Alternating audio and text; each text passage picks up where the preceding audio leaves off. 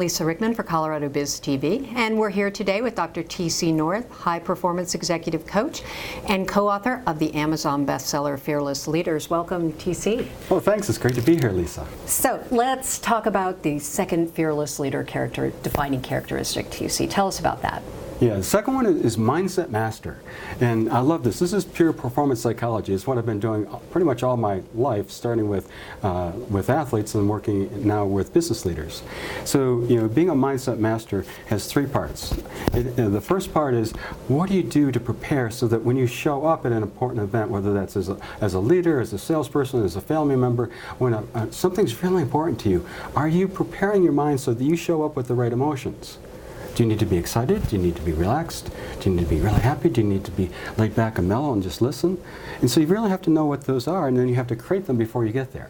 So that's the first part. The second part is staying completely present in the moment. And when you are present, you have great presence.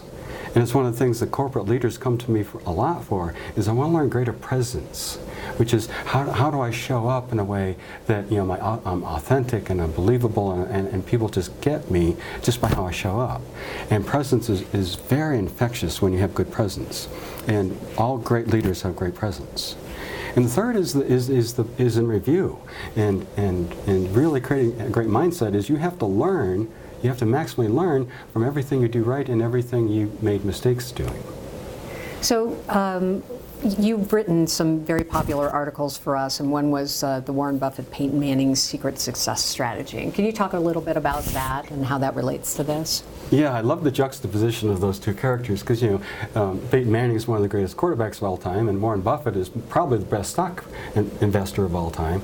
But what the thing that they have in common is that they prepare at a level that's really different than other people. They do research and prepare at a different level. And the second thing they do is they can exploit opportunity in a different way. They see little things that other people don't see. So they prepare differently, and they can exploit opportunity at a much higher level.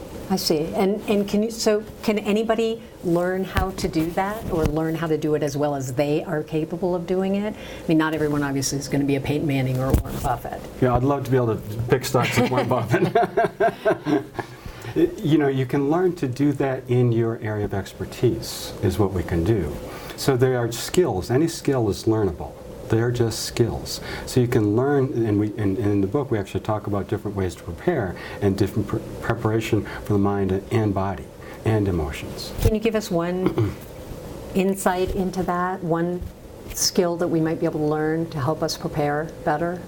You bet. And I'm going to go back to a conversation we had earlier about our first Fearless Leaders characteristics, so we just tie that in. So we talked about how to develop courage, more courage, which is just access a time in your life that you're courageous, and that stimulates that neural network in your brain that's connected to all the courageous memories.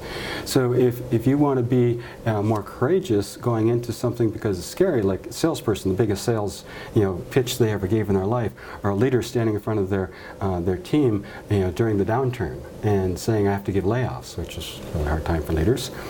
So how do you access that courageous part of your mind, and you learn to access it, and you have certain memories you can access so that you get in that state of being courageous before you show up.